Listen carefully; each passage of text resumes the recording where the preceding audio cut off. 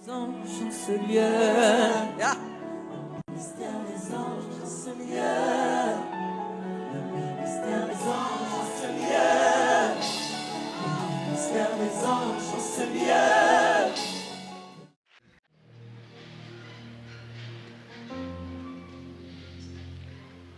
On bénit le Seigneur pour cette deuxième partie qui nous donne sur le sujet. Le thème, comme vous le savez, est « Satan ne veut pas que tu parles en langue ». On a commencé à aborder le sujet depuis le jeudi dernier par la grâce de Dieu. Et on a eu de très bons retours. Plusieurs personnes ont reçu le parler en langue pour la première fois. D'autres ont été baptisés du Saint-Esprit, beaucoup. Même en ligne, vu qu'on était en direct et nous sommes encore en direct. On bénit Dieu pour ça. Je salue nos frères et sœurs qui nous suivent en ligne. Je salue ceux qui sont dans le couloir. Je salue ceux qui sont dehors dans le jardin. Que Dieu vous bénisse. Je salue vous qui êtes dans la salle aussi. Que Dieu vous bénisse abondamment. Mettez vos téléphones sur silence parce que dans quelques secondes, nous allons commencer à parler des choses étranges. Mettez vos téléphones sur silence s'il vous plaît pour ne pas qu'on soit interrompu pendant la session. Essayez de voir s'il n'y a pas aussi d'alarme qui doit être désactivée. Marc chapitre 16, verset 17. Nous allons lire cela pour commencer. Marc chapitre 16, le verset 17. Marc chapitre 16, le verset 17. Voici les miracles qui accompagneront ceux qui auront cru. En mon nom, ils chasseront les démons. Ils parleront de nouvelles langues. Amen. Amen. Alors, le Seigneur Jésus, avant de quitter la terre, a donné un ensemble de promesses à ses disciples, parmi lesquelles il a dit que ceux qui auront cru. Donc, il ne s'agit pas de choses qui sont exclusivement l'apanage des pasteurs ou des prédicateurs, mais Jésus parle de quelque chose que peuvent vivre tous ceux et celles qui ont cru en lui, hommes comme femmes. Et il a cité un ensemble de miracles, un ensemble de signes qui accompagnent ceux qui auront cru. Et parmi ces signes, il y a, en mon nom, ils parleront de nouvelles langues. Et je vous avais dit la dernière fois que cette expression « nouvelle langue » est une traduction du grec qui peut être aussi traduite par nouveau langage. Parce que lorsqu'on reste juste sur l'histoire de la langue, on se limite à des manifestations qui sont seulement vocales. Or, j'avais commencé à le dire et aujourd'hui je vais bien l'expliquer que quand le Seigneur Jésus a dit « En mon nom, ils parleront de nouveaux langages », il faisait allusion à des moyens de communication, à des mots d'expression qui allaient être inspirés par son esprit, qui allaient être nouveaux pour les gens dans la société, mais que des gens allaient utiliser pour véhiculer un message de la part de Dieu. Et la première manifestation, ce sont des nouvelles langues, c'est-à-dire des mots qui ne sont pas dans les dialectes humains, des mots qui n'ont pas de sens pour le cerveau, mais qui ont un sens spirituel. Mais j'ai dit la deuxième manifestation, c'est de nouveaux langages. Parce qu'en communication, il y a le langage verbal et le langage non verbal. Et dans le langage non verbal du Saint-Esprit, il y a certaines choses que nous allons voir aujourd'hui. Ça sera très intéressant. Je ne sais pas comment est-ce que la soirée va se terminer. Je ne sais pas comment ça va finir cette histoire, mais le Saint-Esprit va nous faire du bien. Je veux commencer d'abord par deux vérités profondes sur le parler en langue, l'origine, la raison même pour laquelle en fait Dieu a emmené ce principe dans ses rapports avec l'humanité. Et j'aimerais vous inviter à lire Genèse chapitre 1, versets 1 à 9. Genèse chapitre 11, pardon. Genèse chapitre 11, versets 1 à 9. Genèse chapitre 11, à partir du premier verset. Toute la terre avait une seule langue et les mêmes mots. Comme ils étaient partis de l'Orient, ils trouvèrent une plaine au pays de Chinéa et ils y habitèrent. Verset 1, on dit que toute la terre avait une seule langue. C'était quelle langue? Qui a la réponse? C'était quelle langue? Nous sommes dans Genèse chapitre 11, donc nous sommes 8 chapitres après la chute d'Adam. Genèse chapitre 1, chapitre 2, Dieu parle d'Adam et Ève. Genèse chapitre 3, Adam et Ève se cachent pour aller manger quelque chose qu'on dit de ne pas manger, on les chasse. Genèse chapitre 4, Caïn et Abel naissent, Caïn tue Abel. Lui aussi, on le chasse. C'est une affaire de chasse. Ils ont chassé son père et sa maman du jardin. Lui aussi, on l'a chassé de la présence de Dieu. Caïn va construire une ville qu'on appelle Enoch. Et il bâtit cette ville et Caïn commence à faire des enfants et il donne naissance à une postérité. Dieu suscite Seth, un autre fils à Adam et Ève, qui lui aussi crée une autre ville. Donc il y avait deux villes parallèles. Et on arrive jusqu'à Genèse chapitre 11. Toute la terre avait une seule langue. C'était quelle langue? Est-ce que c'était l'anglais? Est-ce que c'était l'hébreu? Est-ce que c'était le français? Ok, il y avait une seule langue que tous les habitants de la terre parlaient. Une seule langue. Ça a été toujours le projet de Dieu et ça sera comme ça dans la Nouvelle Jérusalem. Lorsqu'on va arriver au paradis, quand on sera dans la Nouvelle Jérusalem, il y aura une seule langue. On n'aura pas camerounais, français, tout ça, non. On aura une seule langue. Ça a été le plan de Dieu depuis le commencement. Maintenant, qu'est-ce qui s'est passé pour que nous ayons les gourous et puis les bêtés, tout ça? Regardez au verset 3. Il se dit l'un à l'autre, allons, faisons des briques et cuisons-les au feu. Oui. Et la brique leur servit de pierre et le bitume leur servit de ciment. Il dit encore, allons, bâtissons-nous une ville et une tour dont le sommet touche au ciel et faisons-nous un nom afin que nous ne soyons pas dispersés sur la face de toute la terre. Frères et sœurs, la tour de Babel n'était pas juste un objet physique. C'était ce qu'on appelle un autel. C'était un fétiche. Un grand fétiche géant que les habitants de la terre ont décidé de construire. C'était un fétiche parce qu'ils ont utilisé des expressions qui nous montrent qu'ils avaient quelque chose de très spirituel dedans. Ils disent, on va construire une tour dont le sommet touche le ciel. Dont le sommet touche le ciel. Donc c'était un objet à travers lequel en fait ils pouvaient accéder au monde spirituel. Ce n'était pas juste un lieu pour habiter, non. C'était vraiment comme une antenne, un satellite du ciel. Oui. C'était un satellite démoniaque. C'était un satellite démoniaque. C'était un système de communication qu'ils devaient utiliser pour pouvoir atteindre le monde spirituel. Mais d'où leur vient cette idée et cette connaissance? Comment ils savent qu'on peut utiliser un objet pour toucher le ciel? Un fétiche, c'est un objet que tu utilises dans le but d'avoir une expérience spirituelle. Exemple, un chapelet.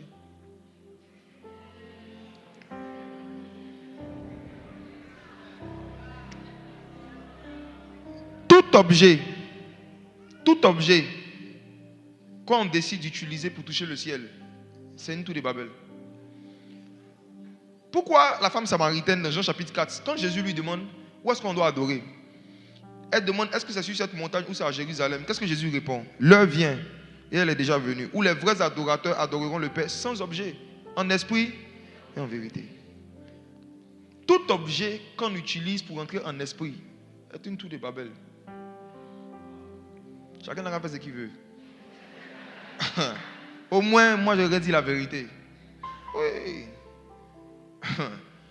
Fabriquons un objet, fabriquons une tour dont le sommet nous donne accès au monde spirituel, dont le sommet touche le ciel. Et vous allez voir que, par exemple, dans l'insigne de la franc-maçonnerie, qui est représenté par une pyramide, il y a un œil où? Au sommet. En fait, c'est la même chose. Hein. C'est un vieux plan. Oui. C'est un vieux plan. Quand tu es aussi dans une église ou dans un système religieux où c'est seulement ceux qui sont au sommet qui ont le droit d'avoir des visions, tu es dans une tour de Babel.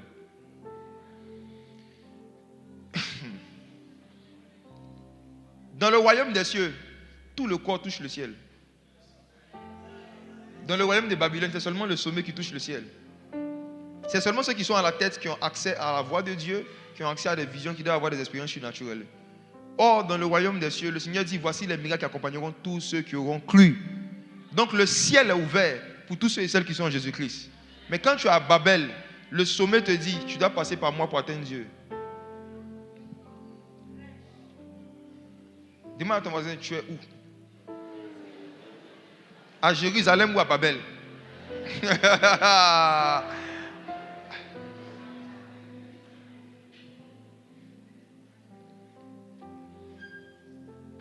Tout prédicateur, toute personne religieuse qui te dit que sans moi tu ne peux pas connaître Dieu, sans moi tu ne peux pas accéder à Dieu, est en train de te dire, je suis fondateur de la tour de Babel.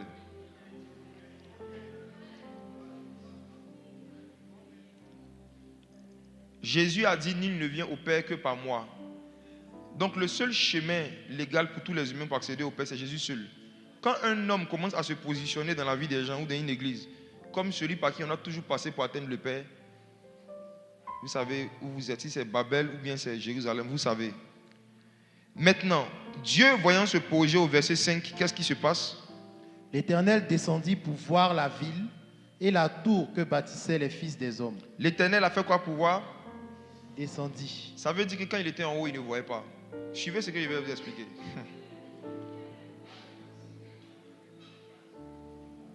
Dieu est amour. Et il est écrit que ses yeux sont trop purs pour voir le mal dans Habakkuk. À cause de cela, quand il reste dans sa forme de Dieu, il y a des choses qu'il ne peut pas regarder. Par exemple, quand nous péchons sur la terre, Dieu au ciel ne peut pas regarder parce que ses yeux sont trop purs. Nous-mêmes, en tant que des humains, si nous sommes assis devant un écran et qu'une personne commence à se déshabiller, quel est le réflexe qu'on a? On détourne le regard. Si on est devant un écran et puis on voit qu'on est en train d'égorger un être humain, qu'est-ce qu'on fait? On ferme les yeux. Donc imaginez-vous si nous, ayant le péché dans notre chair, on ne supporte pas certains péchés. Et Dieu. Donc Dieu ne peut pas être assis au ciel et puis regarder les gens en train de faire certaines bêtises sur la terre. Donc s'il veut voir, il doit descendre. Ça dit qu'il doit prendre une forme humaine. Il doit descendre de ses standards de sainteté pour voir. Parce que tant qu'il reste le Dieu saint, il ne peut pas regarder certaines choses. Donc ça veut dire quoi? Il a entendu ce que les hommes étaient en train de faire sur la terre. Il a décidé de descendre pour voir. Ça veut dire que Dieu ne juge pas quelqu'un avant d'avoir eu des preuves. On lui a dit ce qu'on est en train de faire, mais lui-même il a décidé de descendre pour voir. Tant qu'il n'avait pas vu, il n'allait pas condamner. On ne condamne pas quelqu'un sur un oui-dit. C'est écrit dans Ésaïe chapitre 11. On ne condamne pas sur un oui-dit. Descendre pour voir. Descendre pour voir. Si tu dis que tu ne veux pas voir, c'est qu'il ne faut pas parler aussi. Souvent, Dieu fait exprès de permettre que nous tombons sur certaines informations au journal. Dans les infos, on dit, on a tué telle personne ici. Il y a telle guerre qui s'est déclenchée dans tel pays. Il y a tel attentat dans tel pays. Et parfois, le réflexe que nous avons, c'est qu'on zappe. On dit, je ne peux pas regarder ça. Je ne peux pas voir ça. Vous savez, si en tant que des chrétiens, des disciples de Jésus, vous refusez d'être informés et de voir, de regarder en face la souffrance des gens qui se passent dans le monde, vous êtes en train de refuser de devenir des intercesseurs. Parce qu'un intercesseur, c'est quelqu'un aussi qui vient plaider devant Dieu par rapport à des choses qu'il a vues, par rapport à des souffrances qu'il a vues. Donc, l'une des choses qui montre que quelqu'un n'a pas une vie d'intercession, c'est que c'est quelqu'un qui n'aime pas regarder les gens souffrir. Quand il y a une mauvaise nouvelle, il change de chaîne. Si tu n'as pas certaines informations, comment tu vas intercéder pour les nations? Cette maison sera appelée maison de prière pour les nations. Maintenant, si les membres de cette maison ne savent même pas ce qui se passe dans les nations, tu ne peux pas être un intercesseur si tu ne regardes pas le journal. Tu vas prier pourquoi? Tes mèches, ton mariage, ton visa, ta voiture, tes sujets vont tourner autour de ça, ton argent. On n'est pas appelé à être une maison de prière pour les perruques et pour les mariages. On est une maison de prière pour les nations. Et pour pouvoir prier pour les nations, il faut savoir ce que les nations vivent pour pouvoir intercéder. Dieu a décidé de descendre pour voir, de prendre une forme humaine, pour venir se mettre dans le quotidien des gens, pour voir ce qui est en train de se passer. Et maintenant, quand Dieu a vu que ce qu'il a entendu était vrai, parce que c'est des anges qui font des rapports tout le temps, quand Dieu a entendu, il est descendu, il a vu. Quand il a eu les preuves qu'il a vues, regardez maintenant son attitude. Verset 6. Et l'Éternel dit, voici, ils forment un seul peuple et ont tous une même langue. Et c'est là ce qu'ils ont entrepris. Maintenant, rien ne les empêcherait de faire tout ce qu'ils auraient projeté. Dieu dit, à cause du niveau d'unité qu'ils ont atteint, rien ne peut les empêcher de faire ce qu'ils ont projeté. Donc quand il dit rien là, lui-même il se met dedans. L'unité est tellement puissante que même Dieu ne peut pas s'y opposer. Quand des gens sont unis à un certain niveau, même Dieu ne peut pas les empêcher de faire ce qu'ils doivent faire ensemble. Donc la seule façon de les empêcher de faire ce qu'ils doivent faire, c'est de les diviser. C'est une technique qui vient de Dieu que Satan a utilisée pour travailler dans l'église. Diviser pour mieux régner. C'est Dieu qui a envoyé ça. Dieu dit, ils sont trop unis. Si on les laisse dans l'unité, rien ne pourra les empêcher de faire ce qu'ils ont projeté. Donc qu'est-ce qu'on fait au verset 7? Allons, descendons, et là, confondons leur langage, afin qu'ils n'entendent plus la langue les uns des autres. J'ai une question. Qui parle ici? C'est Dieu. Il dit allons. Lui et puis qui? Lui et puis lui. Allons, descendons. C'est Dieu et qui? Allons, descendons. Je vous envoie encore plus loin. Est-ce qu'au verset précédent, il n'était pas déjà descendu?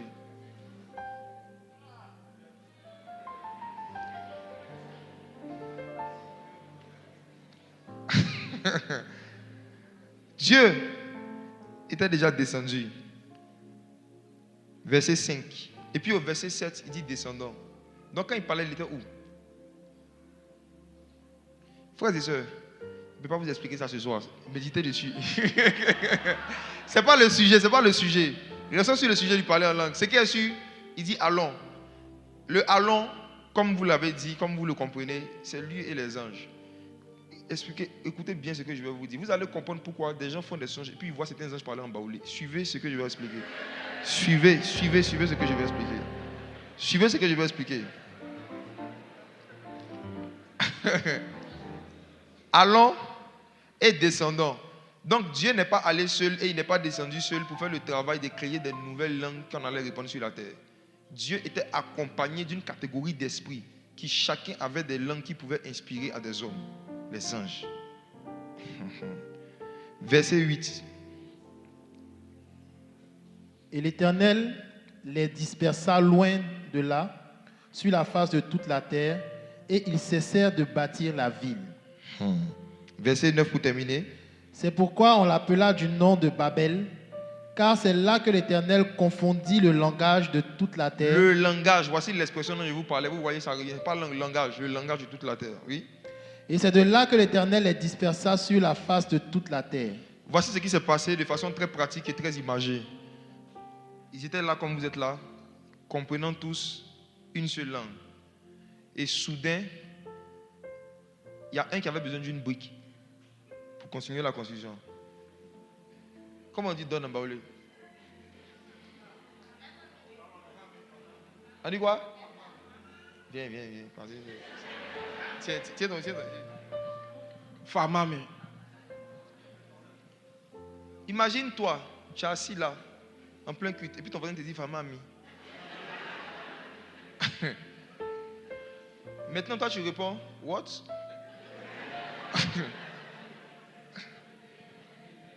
Et puis le voisin de derrière dit Poké. Et puis ça a commencé comme ça. C'est-à-dire que toutes les langues que nous avons aujourd'hui, même les ethnies sont nées d'ici.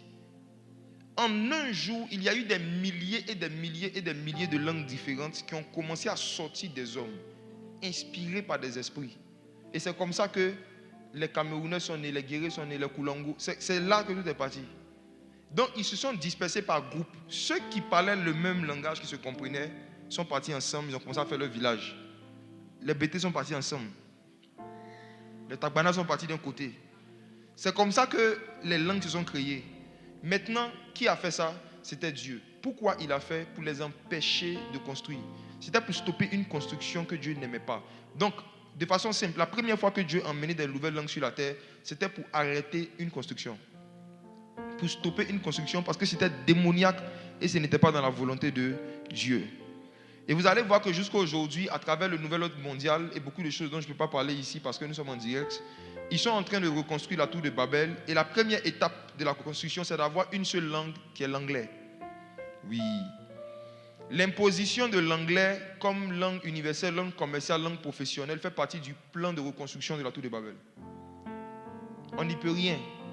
On n'y peut rien. L'anglais est la langue qu'ils ont choisie pour avoir un seul langage et donc pour recommencer à faire des choses ensemble. Aux Nations Unies, dans les agences des Nations Unies, ils disent, on nous disait là-bas que l'anglais n'est pas imposé, mais il y a 4 langues, il y avait 3 ou 4 langues officielles. Il y avait le français, l'anglais, l'espagnol et l'arabe, c'est ça, les 4 langues officielles. Ils disent qu'il ne doit pas avoir une suprématie, une hégémonie d'une langue sur une autre. C'est ce qu'ils disent. Mais dans la pratique, quand on se retrouve pour les réunions, dans la pratique, quand on est de différents pays, tout le monde parle en anglais. Donc, admettons-le, l'anglais a été choisi comme la langue unique, la langue mondiale du gouvernement mondial. Ça, c'est la première étape. La deuxième étape, c'est de former maintenant un seul peuple. C'est d'abord une seule langue, maintenant un seul peuple. Ça, on appelle le gouvernement mondial. Ils ont pour ambition de transformer tous les États en un seul pays. Et ils avaient choisi une contrée de la terre pour faire un test, les États-Unis. C'était différents États qui sont devenus un seul peuple, avec une seule langue. Bref. Ce que je suis en train de vous dire, c'est que Dieu, de la même façon qu'il avait décidé de descendre et d'arrêter ce projet de construction, il a le même projet, c'est pour ça qu'il y a l'enlèvement de l'église. Si vous regardez les prophéties bibliques, le sens même de l'enlèvement de l'église, de la guerre d'Armageddon et de la fin du monde, c'est d'arrêter en fait l'exécution du plan de la formation du gouvernement mondial. Dieu ne va jamais laisser cette tour-là se construire à 100%.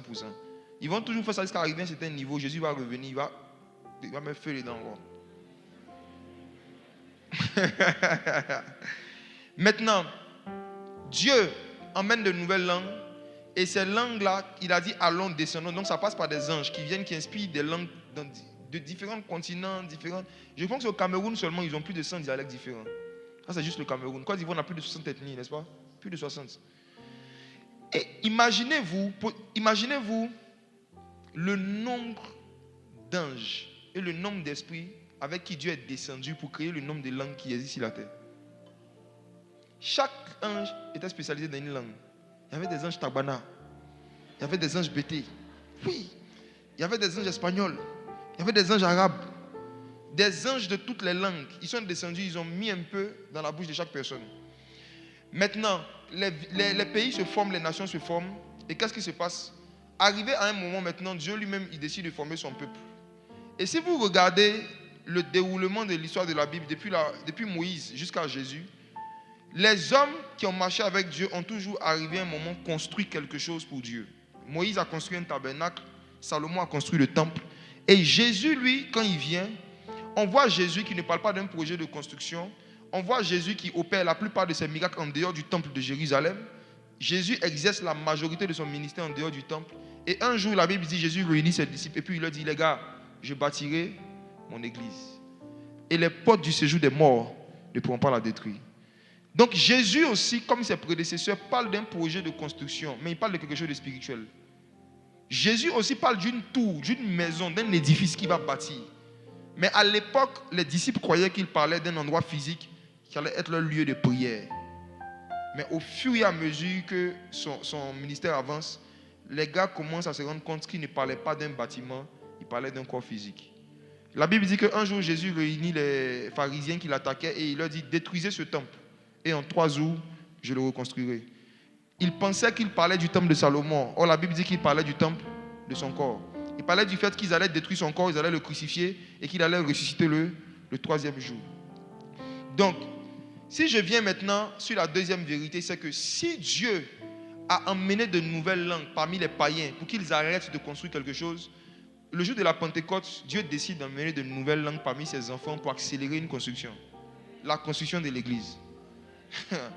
De la même manière que Dieu avait inspiré de nouvelles langues pour qu'on arrête de construire Babel, Dieu a envoyé de nouvelles langues pour qu'on commence à construire l'église.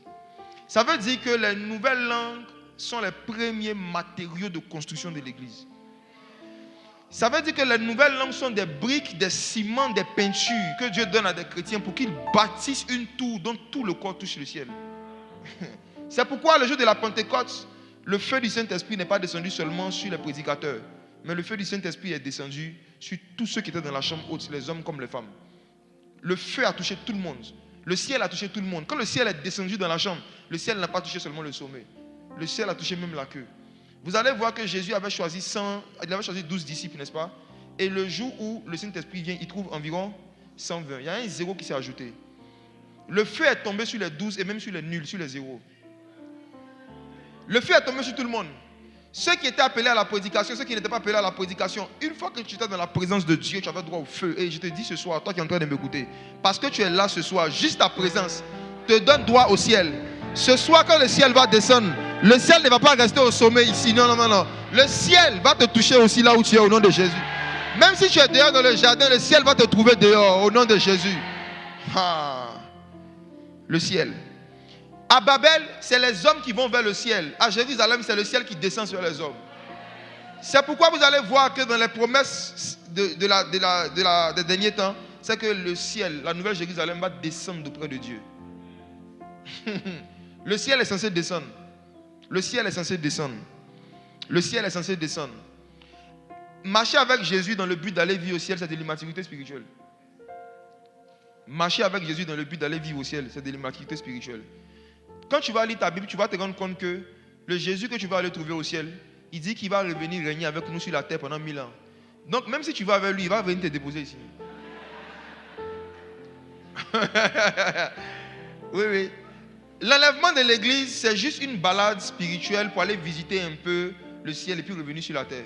C'est juste une parenthèse dans notre communion avec Dieu où on va aller manger aux noces de l'agneau et ensuite on va revenir sur la terre pour régner avec Christ. Parce que la pensée de Dieu, c'est que Dieu a fait la terre pour les hommes. Il a fait la terre pour les hommes. Et il y a un moment où il y aura un mariage entre le ciel et la terre. Il n'y aura plus de différence. Le ciel va se rapprocher de la terre à un certain niveau. Et le jardin d'Éden, en fait, était une préfiguration de ça. Éden était à la fois un endroit physique et un endroit spirituel. Éden se trouvait entre ciel et terre. C'est pourquoi jusqu'à aujourd'hui, malgré les satellites, malgré les GPS, Google ne peut pas trouver le jardin d'Éden. Pourtant, c'est écrit que Éden était sur la terre. Mais depuis que Adam a été chassé, on ne retrouve plus Éden. Pourquoi? Parce que quand Adam a été chassé du jardin d'Éden, la partie terrestre a été fermée. C'est le côté céleste qui est ouvert. Donc, on ne peut pas voir ça avec des GPS et des satellites. Mais ça est sur la terre. Le jardin d'Éden est sur la terre. On va revenir là-bas bientôt, après l'enlèvement de l'église. Oui. Dieu décide d'envoyer de nouvelles langues dans la chambre haute pour pouvoir construire, édifier quelque chose. C'est pourquoi l'apôtre Paul dit dans 1 Corinthiens chapitre 14 que celui qui parle en langue s'édifie lui-même, ou encore se construit lui-même. Ça veut dire que le parler en langue est un ciment. Le parler en langue est une brique. Le parler en langue rend solide dans le monde des esprits. Le parler en langue fait de toi une maison fortifiée. Quand la Bible dit que ton corps est la maison du Saint-Esprit, là, ici, il y a des maisons inachevées. C'est parce que Dieu est un qui habite en vous.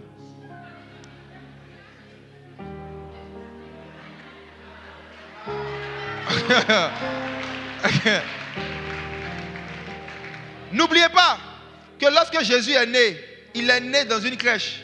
Il est né dans une étable, mais il n'est pas resté là-bas. Il était en train d'annoncer qu'en général, les personnes qui allaient le recevoir au début, elles allaient des maisons bizarres. Les nouveaux convertis, vous êtes des étables, des crèches. Vous êtes censés vous édifier vous-même, vous construire vous-même et passer de crèches à châteaux dans le monde des esprits. Le parler en langue nous élargit spirituellement et donne la possibilité au Saint-Esprit de nous remplir davantage. Lorsqu'on parle en langue, lorsqu'on prie en langue, ce qui se passe dans le monde des esprits, c'est qu'on est en train de passer de une chambre-salon à 5 chambres-salon. Oui.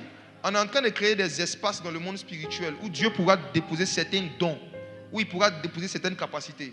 Voici pourquoi le but du parler en langue n'est pas d'abord de comprendre ce que tu dis. Est-ce que quand quelqu'un est en train de construire une maison, le maçon comprend ce qu'il pose? J'ai dit, un maçon, quand on lui dit prends une brique, dépose ici, prends un fer, dépose ici, vous posez une question. Est-ce que les maçons, ils savent le plan final en général? On leur a dit où ils doivent poser les briques. Ils posent les briques, on leur donne leurs 2000 par jour, ils s'arrêtent là.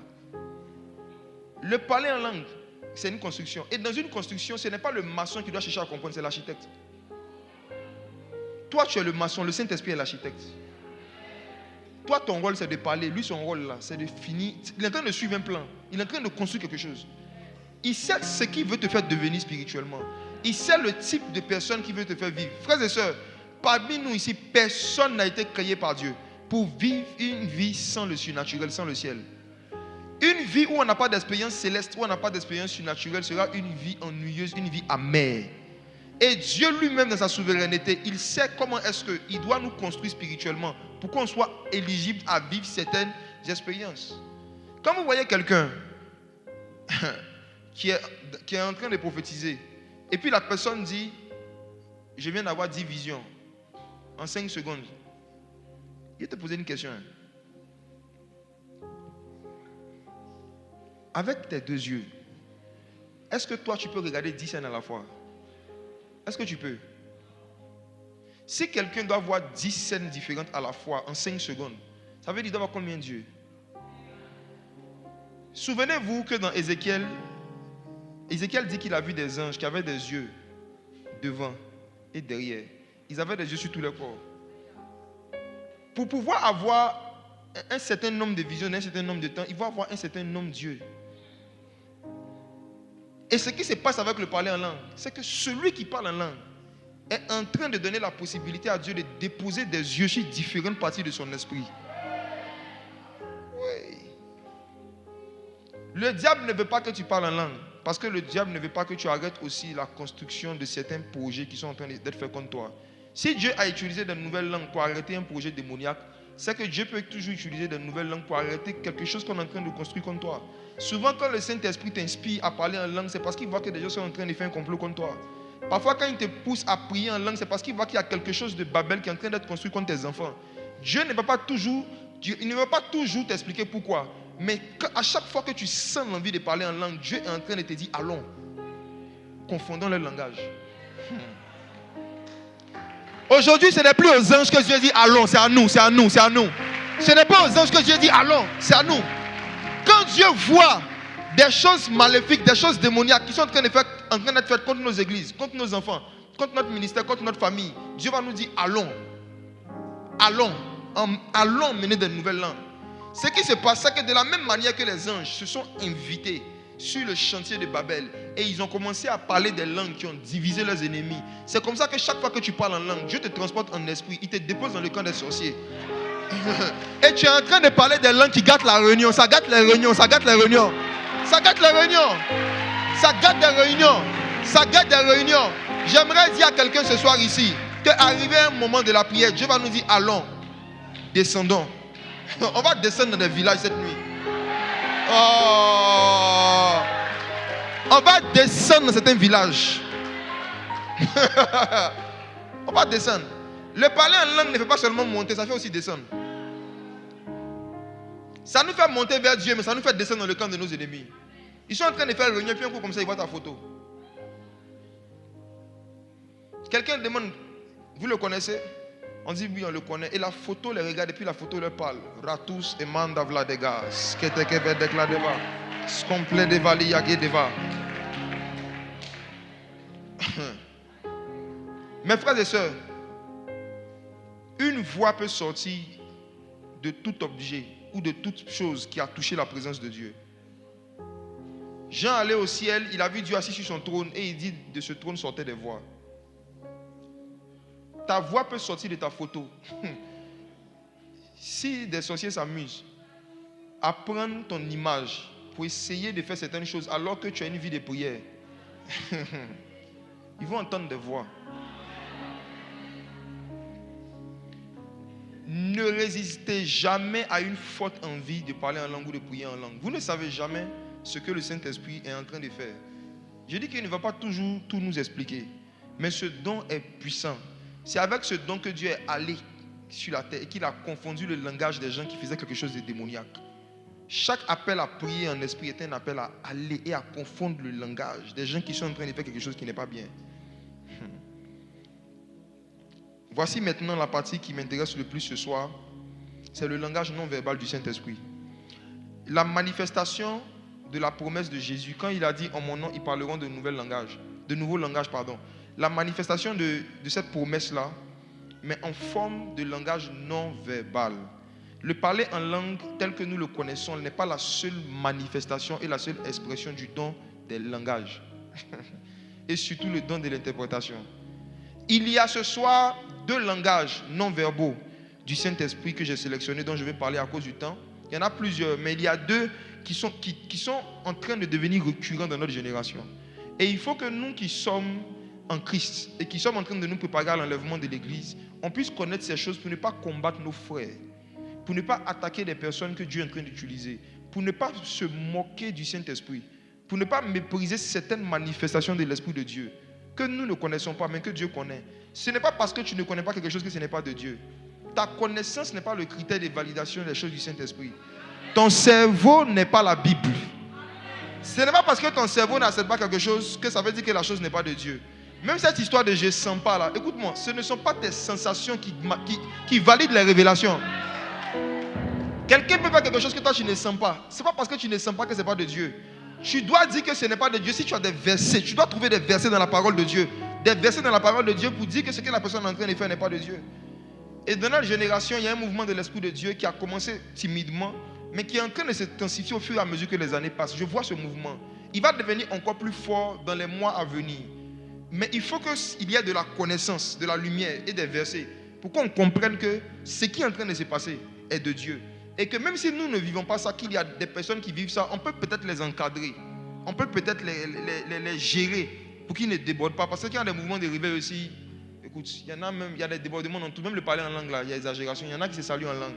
Moi, j'étais dans une église où on donne le micro à quelqu'un. Un jour, un dimanche, j'étais quelque part, on donne le micro à un gars, on dit il faut prier pour les offrandes. Prier pour les offrandes. Ribaka sans sauce. Ribaka sans sauce. Prier pour les offrandes. L'homme est ce qu'il est. L'exagération est humaine. C'est pourquoi il faut toujours avoir les Écritures pour cadrer les choses. Il faut toujours avoir les saintes Écritures pour pouvoir permettre aux gens d'exercer ce qui vient de Dieu, mais vraiment dans les limites de ce qui est inspiré de Dieu. Parce que la chair est toujours tentée de pouvoir ajouter des choses et de pouvoir fabriquer des choses. Langage non verbal du Saint-Esprit et le don d'interprétation des langages. 2. Langage non verbaux. 1. Les dessins.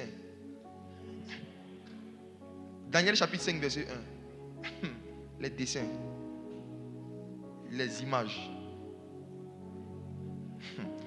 Daniel chapitre 5 à partir du verset 1. On va faire une longue lecture pour comprendre. Daniel chapitre 5. Le roi Belshazzar donna un grand festin à ses grands au nombre de 1000 et il but du vin en leur présence. Belshazzar, quand il eut goûté au vin, fit apporter les vases d'or et d'argent que son père Nebuchadnezzar avait enlevés du temple de Jérusalem, afin que le roi et ses grands, ses femmes et ses concubines s'en servissent pour boire. Ça, c'est l'utilisation des choses sacrées pour faire des choses profanes. Voilà. Tu chantes, tu étais à l'église, l'église t'a formé. Quand tu as su chanter, maintenant tu t'en fais un album païen dehors. Tu prends les vases pour aller boire. Bon, allons-y. Verset 3. C'était un exemple quoi? Verset Alors, 3. Oui. On apporta les vases d'or qui avaient été enlevés du temple, de la maison de Dieu à Jérusalem, et le roi et ses grands, ses femmes et ses concubines s'en servirent pour boire. Ils burent du vin et ils louaient les dieux d'or, d'argent, d'airain, de fer, de bois et de pierre. Ça va toutes sortes de dieux, toutes sortes de dieux. Verset 5. En ce moment, apparurent les doigts d'une main d'homme et ils écrivirent en face du chandelier, sur la chaude de la muraille du palais royal. Le roi vit cette extrémité de main qui écrivait. Il vit cette extrémité de main qui écrivait. Allons-y. Alors le roi changea de couleur et ses pensées le troublèrent. Les jointures de ses reins se relâchèrent et ses genoux se heurtèrent l'un contre l'autre. En un mot, son cœur était mort. Verset 7. Le roi cria avec force qu'on fit venir les astrologues, les chaldéens et les devins. Oui. Et le roi prit la parole et dit aux sages de Babylone, oui, quiconque lira cette écriture et m'en donnera l'explication sera revêtu de pourpre, portera un collier d'or à son cou et aura la 3e place dans le gouvernement du royaume. Quiconque lira cette écriture et m'en donnera l'interprétation. Je vous pose une question, c'était en quelle langue? C'était en quelle langue? Ce qu'il a vu, est-ce que c'était dans sa langue maternelle? Est-ce que c'était dans une langue qui était parlée sur la terre? Non. Si c'était le cas, est-ce qu'on a besoin d'appeler des magiciens pour lire quelque chose d'intellectuel? Une main a écrit en esprit. Et ce qui est sorti sur le mur était en forme de dessin. Si vous regardez les premières écritures au temps de Babylone, même ce qu'on appelle les hiéroglyphes, c'était quoi? C'était des dessins. Même jusqu'à aujourd'hui, nos lettres en français, c'est des dessins. C'est pourquoi à l'école, au CP1, quand on commence à apprendre aux enfants à lire, on va sur la base de quoi? Des dessins. C'est avec les dessins qu'on forme les lettres. Donc en fait, le roi a vu des dessins. En fait, c'était un ange peintre qui est venu, qui a peint quelque chose qui ressemblait à un texte, mais qu'on ne pouvait pas lire parce que ce n'était pas dans un langage humain. En fait, c'était un ensemble de dessins. Nouveau langage. Nouveau langage. Ce langage était nouveau pour tout le royaume de Babylone. Personne n'avait jamais vu cela. Mais ça inspirait la peur. Malgré qu'il ne comprenait pas le sens, il ne savait pas ce que ça voulait dire, on dit qu'il avait peur. Ces gens même se tapaient l'une contre l'autre. Ça veut dire que le parler en langue, même quand les démons et les sorciers ne comprennent pas, ça leur inspire une terreur. Tout ce qui est spirituel, tout langage qui vient de Dieu, ça crée une atmosphère de peur. Satan ne veut pas que tu parles en langue parce qu'il ne veut pas que tu inspires la terreur aux esprits autour de toi. Oui. Souvent, quand Dieu te pousse à parler en langue, c'est juste pour effrayer un roi. C'est juste pour créer une atmosphère de peur. Si tu es quelqu'un, vous qui êtes déjà né de nouveau et qui avez déjà reçu ce don, si tu as l'habitude de faire des rêves où on te menace, on te poursuit, fais un test ce soir. Avant de dormir, parle en langue à haute voix. Pendant au moins 5 minutes. Laisse et puis dors, tu vas voir un truc. Les enfants de Belshazzar, quand ils voient un langage qu'ils ne comprennent pas, ils ont peur. Regardez ce que les magiciens disent. Verset 8, Daniel 5. Tous les sages du roi entrèrent, mais ils ne purent pas lire l'écriture et en donner au roi l'explication. Ils ne purent pas lire. Parce que pour pouvoir lire ou encore interpréter, il fallait avoir le don d'interprétation des langages. Ils n'avaient pas le don. Ils ne pouvaient pas interpréter. Parce que ces dessins-là, qui ressemblaient à des textes, venaient du ciel. Donc il fallait être un habitant du ciel pour comprendre ce texte ou encore ce langage non verbal, mais qui venait de Dieu, qui était nouveau. En mon nom, ils parleront de nouveaux langages. Regardez la suite. Sur quoi le roi Belshazzar fut très effrayé, il changea de couleur Il changea de teint. et ses grands furent consternés. La reine, à cause des paroles du roi et de ses grands, entra dans la salle du festin et prit ainsi la parole. Ô roi, vis éternellement, que tes pensées ne te troublent pas et que ton visage ne change pas de couleur. Ça avait déjà changé. Verset 11. Il y a dans ton royaume un homme qui a en lui l'esprit des dieux saints. Et du temps de ton père, on trouva chez lui des lumières. Dis avec moi, des lumières. Des lumières. Des lumières. Des lumières. Frères et sœurs, Daniel n'était pas un chrétien, c'était un lampadaire. Daniel n'était pas un religieux, c'était une ampoule. Ceux qui étaient dans les ténèbres cherchaient à le rencontrer quand ils avaient besoin de lumière. On trouvait en lui des lumières. Ça veut dire qu'il avait des éclairages sur des situations que des païens vivent, mais qui ne comprennent pas. Lui, il pouvait les éclairer. Je prie que tu aies cette réputation dans ton travail, dans ta famille, dans ton quartier. Quand on dit, on connaît une sœur ici, on trouve chez elle quoi? Des lumières. Des lumières. Allons-y. De l'intelligence. Et une sagesse semblable à la sagesse des dieux. Ça veut dire que Daniel avait atteint une statue spirituelle. Il s'était tellement édifié lui-même que quand les gens parlaient avec lui, ils avaient l'impression qu'ils étaient en train de parler avec des dieux. Il parlait comme Dieu. Sagesse semblable à la sagesse des divinités. Sous la loi, ancienne alliance. Maintenant, nous qui avons Christ en nous, l'espérance de la gloire, c'est par l'église que Dieu veut faire connaître sa sagesse infiniment variée aux autorités qui sont dans les lieux célestes. Dieu ne veut pas que d'ici 1 an ou 2 ans, quand des païens parlent avec toi, ils ont l'impression qu'ils sont en train de parler à leurs petits frères. Le respect qu'on donne à quelqu'un ne dépend pas de son âge, ça dépend de sa sagesse. Si quand quelqu'un échange avec toi, il voit que tout ce qu'il connaît là, tu connais, et tu ne connais pas ce qu'il connaît, et que tu n'es même pas capable de donner des solutions à des problèmes constants, même si tu as 60 ans, tu ne prends pas au sérieux. Le niveau de considération, le niveau de respect qu'on va te donner, ce n'est pas en fonction de ton niveau d'argent. Ceux qui vont te respecter à cause de ton niveau d'argent, ils ne te respectent pas, ils t'adorent. Ce n'est pas l'argent qui doit être en fait le facteur pour lequel les gens doivent avoir un certain niveau de considération. Ça doit être un niveau de sagesse que tu manifestes qu'ils n'ont pas quand des situations se posent. Continuons. Aussi, le roi Nebuchadnezzar, ton père, le roi, ton père, l'établit chef des magiciens. Daniel était chef des magiciens, chef des occultistes. Oui. Des astrologues, des chaldéens, des devins. Verset 12. Parce qu'on trouva chez lui, chez Daniel, nommé par le roi Belshazzar, un esprit supérieur. Un esprit supérieur. De la science et de l'intelligence. Toute personne qui parle en langue, mais qui n'a pas aussi de la science, qui n'a pas une connaissance de culture générale, c'est un féticheur.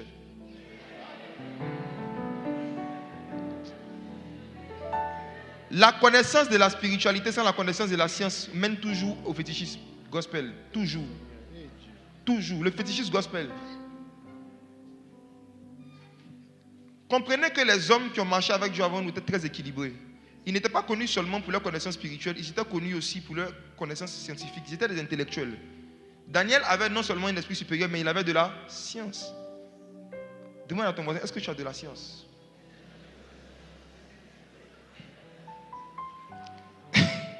Vous savez c'est quoi la science?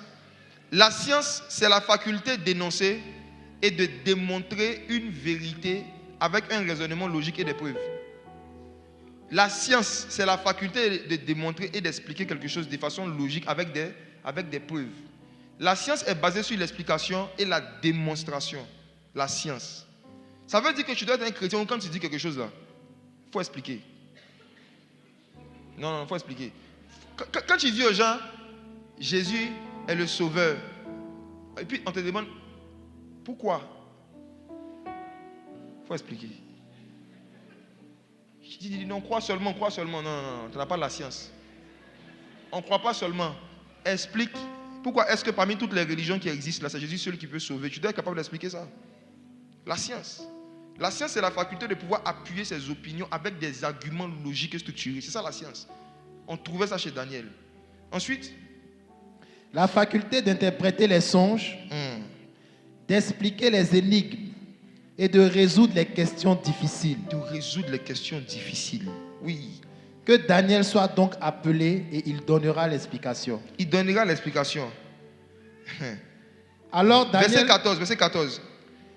J'ai appris sur ton compte que tu as en toi l'esprit des dieux et qu'on trouve chez toi des lumières, de l'intelligence et une sagesse extraordinaire. On vient d'emmener devant moi les sages et les astrologues afin qu'ils lussent cette écriture et m'en donnassent l'explication. Mais ils n'ont pas pu donner l'explication des mots. Regarde dans la King James comment c'est traduit. Le verset 15, s'il te plaît. Lis ça dans la King James française pour les autres.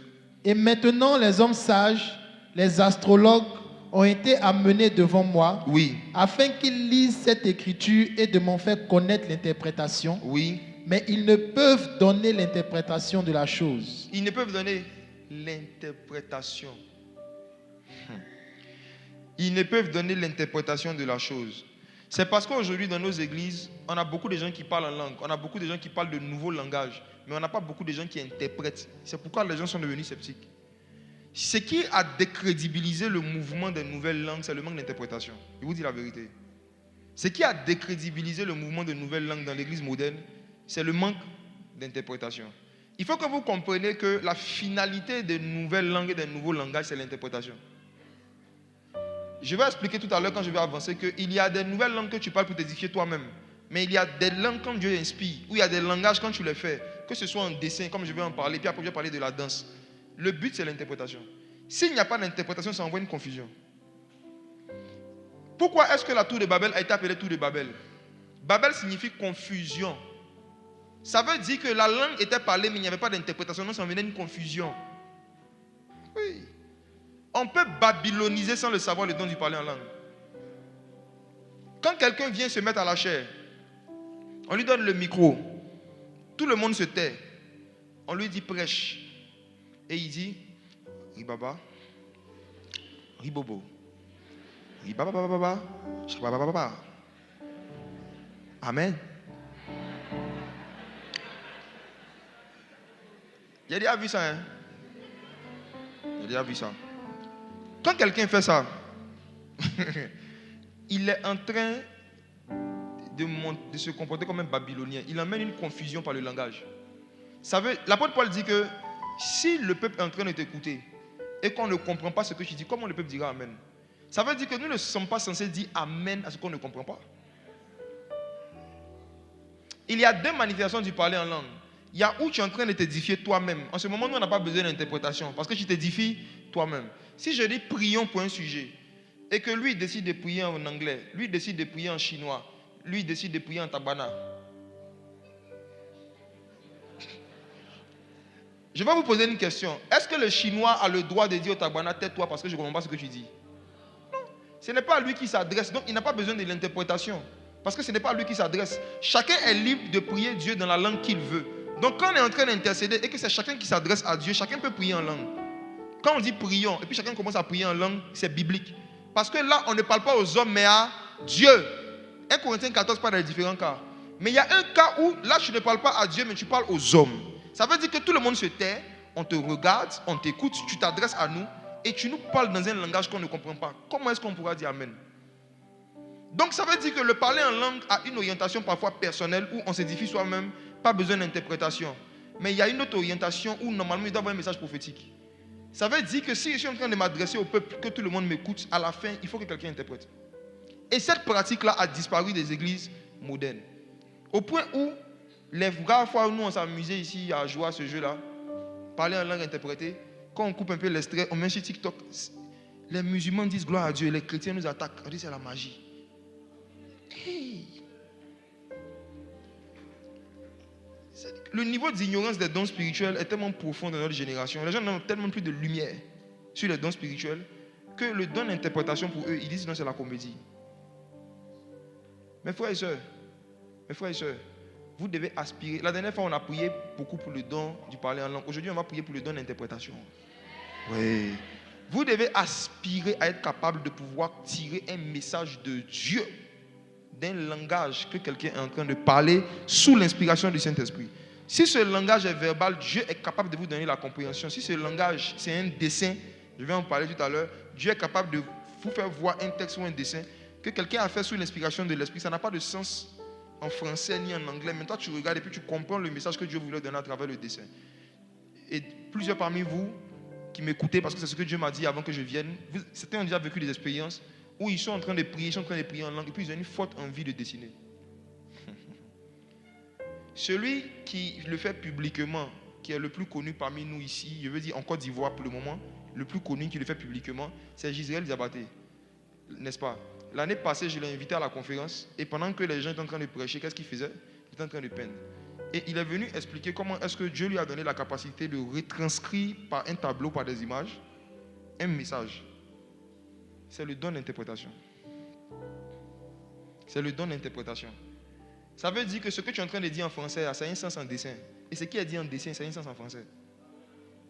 Donc quelqu'un aussi peut peindre un tableau, et toi quand tu regardes le tableau, à travers des images, Dieu te parle en fait. Quand tu médites sur le tableau, dans Romains chapitre 1, l'apôtre Paul dit que si l'homme s'arrête pour contempler la création, à l'œil nu, les perfections de Dieu sont visibles à travers la création. Ça veut dire que sans que Dieu n'utilise des mots, un être humain qui s'arrête et puis qui étudie par exemple le soleil, tu fais une étude sur le soleil, en méditant sur le soleil, tu vas comprendre des choses sur Jésus parce qu'il est le soleil de justice.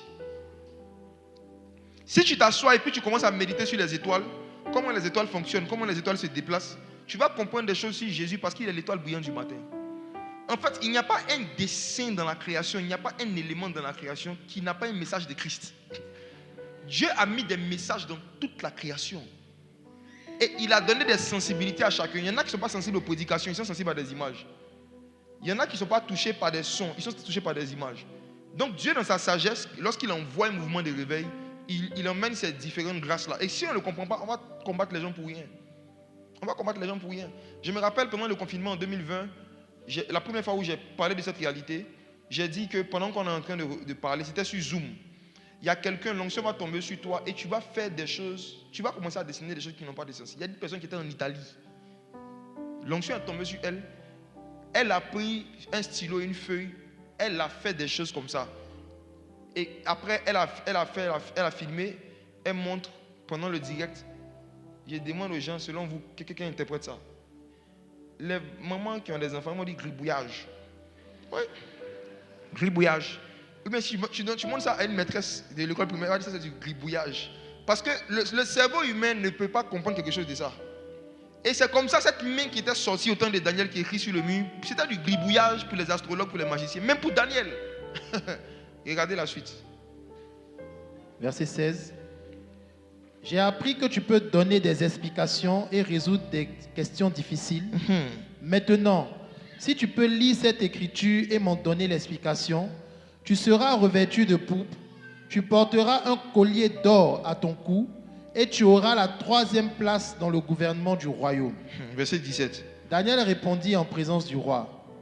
Garde tes dons. Garde tes dons. et accorde à un autre tes présents. Voilà. Je lirai néanmoins l'écriture au roi et je lui en donnerai l'explication. Ô Mais roi, si c'était certaines personnes, ils allaient dire, je vais prendre un temps de prière. Je vais prier pour demander à Dieu si je peux.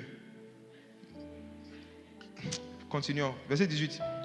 ô roi, le Dieu suprême avait donné à Nebuchadnezzar ton père l'empire, la grandeur, la gloire et la magnificence.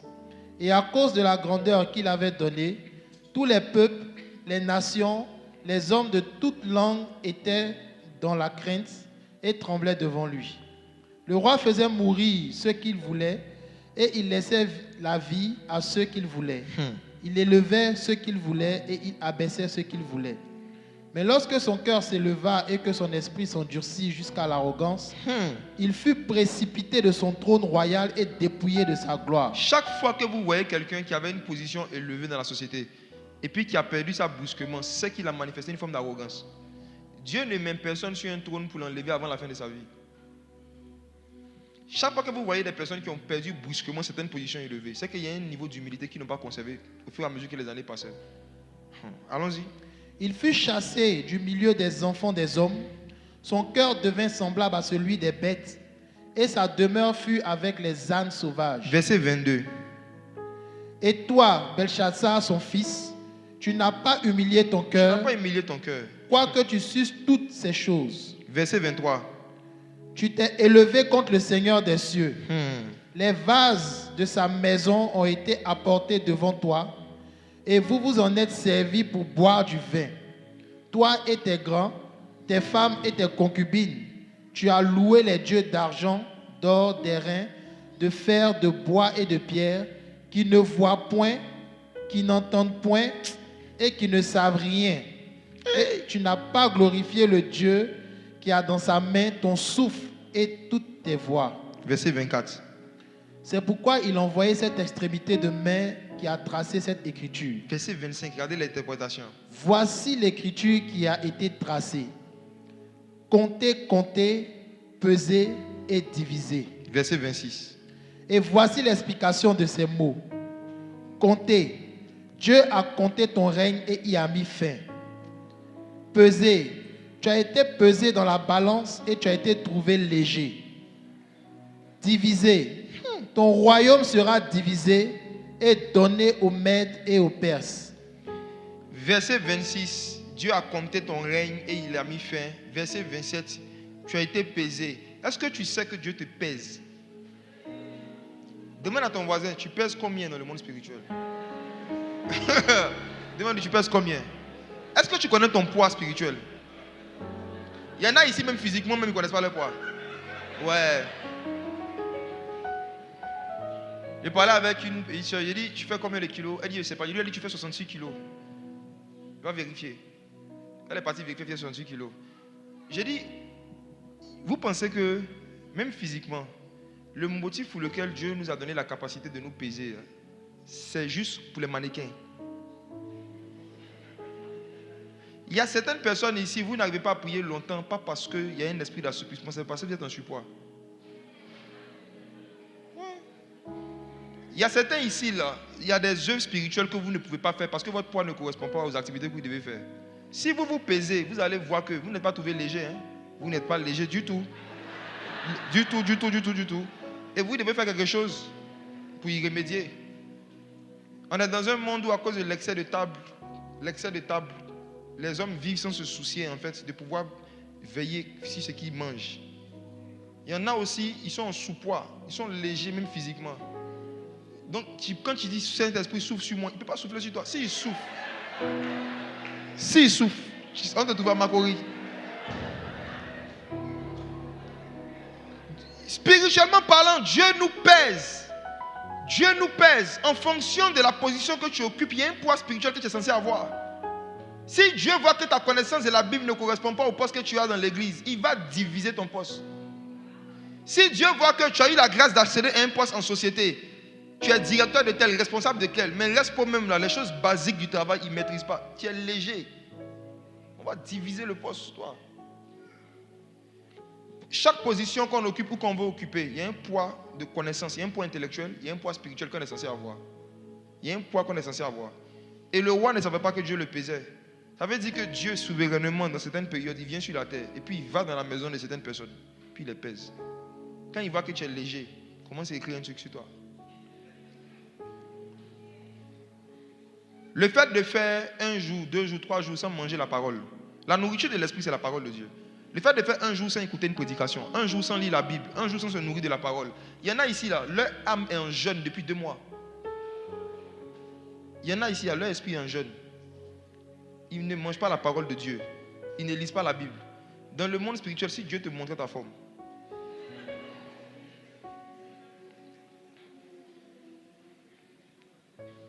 n'importe quel esprit de mari de nuit et de femme de nuit arrive à venir te soulever la nuit intérieure parce que tu es léger. Tu ne manges pas la parole. Tu ne te remplis pas de la parole. Tu ne pries pas, tu ne manges pas la parole. Tu viens juste au culte. Venir au culte, là, ça ne veut rien dire, mes frères et sœurs. Notre poids et notre statut spirituel dépendent de ce qu'on fait en dehors du culte. La vie de prière, la vie de méditation. La vie de prière, la vie de méditation. Voici. Il y a dans notre génération des personnes que le doigt de Dieu inspire à faire certaines choses avec leurs doigts. Ce sont des signes. Ce sont des dessins pour certains. Et il y a un message dedans. Certaines personnes par ici, vous avez déjà vécu ça dans votre moment d'intimité avec Dieu. D'autres, vous allez commencer à le vivre après ce soir. À qui c'est déjà arrivé, pendant ou après un temps de prière, d'avoir envie de faire des signes ou bien des dessins? Qui a déjà vécu ça? D'avoir envie de dessiner? Ou bien d'avoir envie de prendre un stylo feuille et puis tracer des choses sur une feuille que tu n'as pas compris? Qui a déjà vécu ça? Levez la main. Ok. Où sont ces dessins en question? Est-ce que vous avez fait? Si oui, où ça y est? Je vais vous donner rendez-vous un jour, venez avec, je vais interpréter. Parfois tu pries, tu dis Seigneur, montre-moi ma destinée, montre-moi ce que Dieu, tu m'appelles à faire. Et puis une envie te vient de dessiner ballon, et plume. Et puis de tracer dessus, puis de barrer. Dieu t'a répondu, hein? Il t'a répondu comme ça. Ceux qui ont levé la main, beaucoup parmi vous, il y a des messages sur votre destinée et sur des choses que vous êtes censés faire pour Dieu sur la terre dans ce dessin. Nous sommes en train de, Dieu est en train de nous ramener au temps de Daniel. Ceux qui ont levé la main, retrouvez vos gribouillages sacrés, les gribouillages prophétiques. Gardez.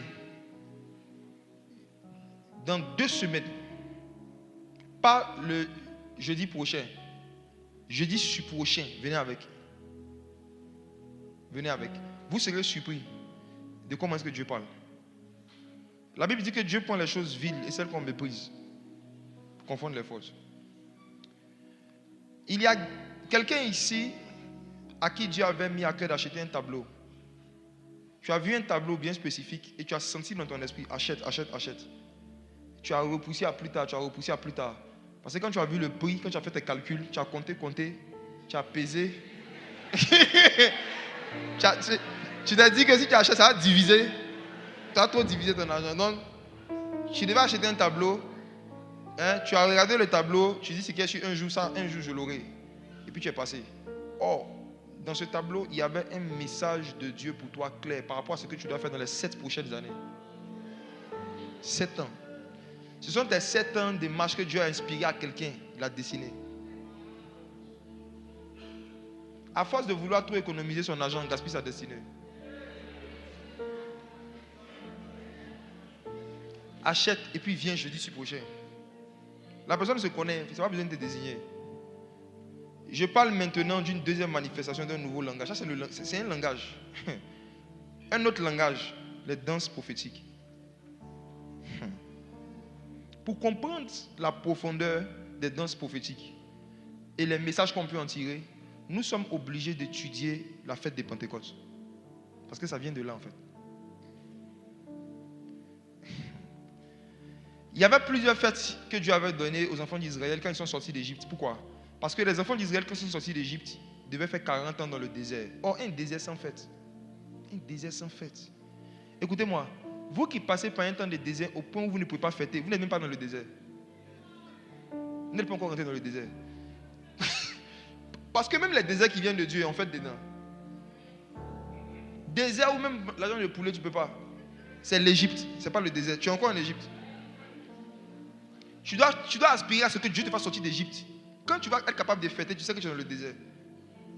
C'est dans le désert que Dieu a donné des fêtes aux enfants d'Israël. Et parmi les fêtes, il y avait une fête qu'on appelle la fête de Pentecôte, que les chrétiens francophones ont chargé. Ils ne savent même pas c'est quoi. Et tout ce qu'ils savent, le Saint-Esprit est descendu. Arrêtez ça. Le Saint-Esprit descendait depuis longtemps. Il est toujours descendu. Même le jour où Jésus s'est baptisé, là, le Saint-Esprit est descendu sur lui sous la forme d'une colombe, mais ce n'était pas la Pentecôte. La Pentecôte, ce n'est pas la fête de la descente du Saint-Esprit. Ce n'est pas la fête de la descente du Saint-Esprit. Lisons un peu nos Bibles. Dieu va nous aider. Lisons. La fête de la Pentecôte n'était même pas appelée fête de Pentecôte par les Juifs. Et on va le voir. C'était appelé, il y avait 3 expressions qu'ils utilisaient pour appeler cette fête. C'était appelé la fête des semaines, ou la fête de la moisson, ou la fête des prémices. Lisons. Exode chapitre 34, verset 22.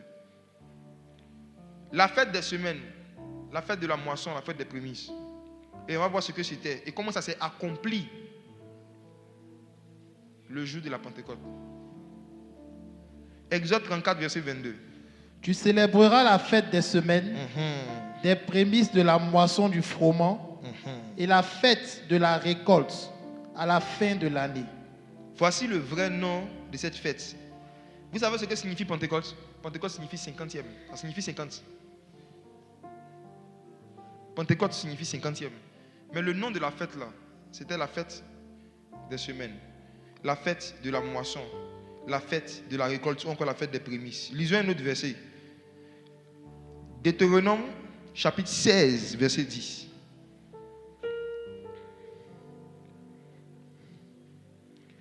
Puis tu célébreras la fête des semaines et tu feras des offrandes volontaires selon les bénédictions que l'Éternel, ton Dieu, t'aura accordées. Voilà. Après, retenez l'expression la fête des semaines. Pourquoi on appelait ça comme ça? Parce que la Pentecôte, la fête de la moisson, était une fête qui devait être faite à quel moment? 50 jours après la Pâque. Par exemple, il n'y a pas qui nous dimanche. Logiquement, entre Pâques qui nous et la Pentecôte, il doit y avoir 50 jours. Et c'est parce qu'il y avait 50 jours entre la fête de Pâques et la fête de la moisson que ça a été appelé finalement la Pentecôte ou encore la 50e. Sinon, on appelait ça la fête de la moisson. C'était quoi? C'était une fête agricole. Ça veut dire que des gens qui avaient des champs et qui avaient cultivé un certain nombre de choses, c'était une saison où ils devaient moissonner en fait dans leurs champs. Donc ils moissonnaient et ils venaient célébrer Dieu, ils venaient rendre grâce à Dieu pour le fait que Dieu a béni leur champ. Donc pour faire simple, c'était une fête où toi tu as champ de manioc, lui il a champ de bananes, lui il a champ de froment. Chacun prend une partie de ce que son champ a produit et puis il venait donner à Dieu, il venait célébrer Dieu. Maintenant, il y avait quelque chose de spécifique que Dieu a ajouté. En plus de venir présenter ses récoltes, le fruit de son champ, il y a quelque chose de spécifique que Dieu avait ajouté. Il faut que vous sachiez, mes frères et sœurs, que chaque fête juive était une préfiguration d'un aspect de la vie de Jésus. Toutes ces fêtes-là annonçaient avec beaucoup de détails des choses que Jésus devait faire quand il allait venir. Et par exemple, je donne un exemple.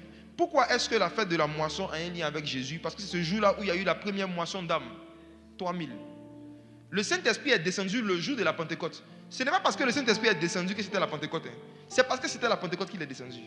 C'était un jour où les Juifs étaient en train de moissonner dans leurs champs. Le Saint-Esprit est venu moissonner des âmes. Le Saint-Esprit a décidé de descendre 50 jours après la fête de Pâques pour pouvoir accomplir la loi qui disait que ce jour-là, les prémices de la moisson allaient être présentées à l'Éternel. Donc les 3000 étaient les prémices des âmes qui étaient converties après la résurrection de Jésus. Voici comment ça a été accompli simplement. Et c'est pourquoi que vous n'allez pas voir dans le Nouveau Testament des chrétiens fêter la fête de la Pentecôte. Je ne suis pas en train de dire de ne pas fêter. Fêter, hein? On en direct, non? Fêter. Pardon, ne dites pas, l'évangéliste Jacques Amessa a dit de ne pas fêter la Pentecôte. J'ai dit non, fêter. Mais fêtez ça quand? Fêtez ça chaque fois que vous gagnez de nouvelles âmes. Fêtez ça quand vous moissonnez des âmes. En fait, la Pentecôte pour nous, là, ça ne doit pas être un jour dans l'année. Parce qu'on n'est pas censé gagner des âmes une fois par an. On n'est pas censé moissonner des âmes une fois par an. Chaque culte, quand on lance un appel, qui veut donner sa vie à Jésus, et quelqu'un s'élève, c'est la Pentecôte. Oui. Chaque fois qu'on lance l'appel au salut, quelqu'un donne sa vie à Jésus, c'est la Pentecôte. C'est la Pentecôte. Chaque fois qu'on est en train de moissonner des âmes pour Dieu, on est en train de faire la Pentecôte. Donc ce n'est pas un jour dans l'année où ce jour-là, on va parler en langue de façon spéciale. Non. C'est un jour de moisson. Il faut moissonner des âmes. C'est pourquoi le Saint-Esprit est descendu le jour de la moisson. Les gens qui ont été remplis du Saint-Esprit ont évangélisé et ils ont ramené 3000 âmes à Dieu. C'est ça la Pentecôte. Maintenant, regardons les détails que Dieu avait donnés par rapport à ce qu'on devait faire dans cette fête. Et maintenant qui ont un lien avec, en mon nom, ils parleront de nouveaux langages. Lévitique 23, versets 15 à 17. C'est merveilleux. Lévitique 23, versets 15 à 17. Depuis le lendemain du sabbat, du jour où vous apporterez la gèbe pour être agité de côté et d'autre, vous compterez 7 semaines entières. Vous compterez 50 jours jusqu'au lendemain du 7e sabbat. Et vous ferez à l'Éternel une offrande nouvelle. Il explique les détails de comment est-ce qu'on devait faire la Pentecôte. Maintenant, verset 17, c'est ce qui m'intéresse le plus. Vous apporterez de vos demeures 2 pains. Dis avec moi, 2 pains. 2 pains. 2 pains. 2 pains. Ensuite, pour qu'ils soient agités de côté et d'autre. Dis agité d'un côté et d'un autre. Agités d'un côté et d'un autre. Oui. Ils seront faits avec 2 dixièmes de fleurs de farine. Dis 2 dixièmes de fleurs. 2 dixièmes de fleurs. Et cuits avec du levain. Ce sont les prémices à l'Éternel. Wow. Quand tu lis comme ça, la Bible dit dans 2 Corinthiens chapitre 3, quand on lit Moïse, un voile est jeté sur le cœur. Mais quand on se convertit au Seigneur, le voile est ôté. Or le Seigneur, c'est l'Esprit. L'Esprit s'apprête à enlever un voile qui est sur Lévitique 23, verset 17, si les yeux de beaucoup parmi vous. Vous êtes prêts? Est-ce qu'on peut déchirer le voile? Le verset 17 était une prophétie que Jésus a accomplie en détail, mais avec une précision extraordinaire. Regardez ceci. Premièrement, le jour de la Pentecôte était un jour où on devait rassembler 2 pains. Voici la signification et l'accomplissement des 2 pains. Lisez avec moi Éphésiens chapitre 2, verset 3 à 16. Les 2 pains. Je vais prendre chaque symbole. Je vais montrer son lien dans le Nouveau Testament. 2 pains. Les 2 pains étaient dans la chambre haute. Les 2 pains étaient là le jour de la Pentecôte. Allons-y. Éphésiens chapitre 2 à partir du verset 3. Verset 13. Verset 13. Mais maintenant, en Jésus-Christ, vous qui étiez jadis éloignés, vous avez été rapprochés par le sang de Christ. Car il est notre Père. Il est notre Père. Lui qui des deux n'en a fait qu'un. Et qui a renversé le mur de séparation, l'inimitié, ayant anéanti par sa chair la loi des ordonnances dans ses prescriptions, afin de créer en lui-même avec les deux un seul homme nouveau. Frères et sœurs, de quoi on parle ici? Avant que Jésus n'arrive sur la croix, l'humanité était divisée en 2 pains, les juifs et les non-juifs. Les juifs et les non-juifs. Et Dieu avait prévu emmener le pain du ciel, Jésus, qui allait réconcilier les 2 pains en un pain. Les juifs et les non-juifs, les 2 pains, devaient se mettre ensemble pour former un seul corps. Et ça allait se passer le jour de la Pentecôte. Donc Dieu annonce par Moïse que le jour de la Pentecôte, il y aura les 2 peuples, les juifs et les non-juifs, qui vont se réunir, les 2 races qui vont se réunir. Et à travers eux, il y a un corps qui va être formé. Donc c'est l'église en fait simplement. Ces 2 pains forment un seul pain qui est l'église. Et c'est ce que l'apôtre Paul explique. Il dit, lui qui des 2 n'en a fait qu'un. Il y avait 2 peuples. On nous appelait les païens. Tous ceux qui étaient non-juifs, même s'ils partaient à l'église, on les appelait païens. Tout le monde était païen. Tant que tu n'es pas hébreu, tu es païen. Jésus est venu changer cette notion de païen. Il dit non. Dorénavant, il n'y a plus les juifs et les non-juifs. Il n'y a plus les hébreux et les nations. Dorénavant, il y a un seul peuple. Les 2 pains, il n'y en a fait qu'un. Ensuite, retournons dans le Lévitique, chapitre 23. On va voir un autre détail. Le deuxième détail qui a été donné, c'est le fait que les 2 pains devaient être agités. Permettez-moi de vous parler de l'agitation à la fin, parce que quand je vais expliquer, il risque d'avoir des agitations dans la salle. Je vais parler de ça à la fin, s'il vous plaît. Il y a un autre détail dans Lévitique 23 qui a été donné. Mon frère, on va lire ça. Lévitique 23, quand on lit à partir du verset 15, 16, on nous parle au verset 17 de quoi? 2 dixièmes de farine. Regardez les détails. Ces 2 pains devaient être formés avec quoi? 2 dixièmes. Dis avec moi 2 dixièmes. 2 dixièmes. 2 dixièmes, ça veut dire 2 sur 10, on est d'accord? Regardez comment est-ce que ça s'accomplit. Si ces 2 pains en question, c'était l'église, c'était le corps de Christ, cela veut dire que pour former le corps de Christ, là, Dieu allait choisir 2 personnes spécifiques qui allaient bien former l'église. 2 personnes pour affermir l'église, 2 personnes pour former l'église. Maintenant, Dieu est tellement précis qu'il nous dit que ces 2-là ne vont pas être tirés des 12, mais de 10. Pour que la prophétie s'accomplisse, il fallait que parmi les 12, il y ait 2 qui meurent. Et regardez, Jésus vient, Jésus prend 12. Il marche avec eux. Arrivé un moment, il y a un qui le trahit. On le connaît. On est dans sa semaine actuellement. Je pense que c'est la semaine de la trahison. C'est aujourd'hui, non? Fais attention à ton voisin. Parmi les 12, il y a un qui trahit Jésus. Il le vend, il le livre. Les gens le tuent. Il reste combien? Jésus n'a pas dit aux 11 qui restaient remplacer. Il a dit attendez jusqu'à ce que vous recevez le Saint-Esprit.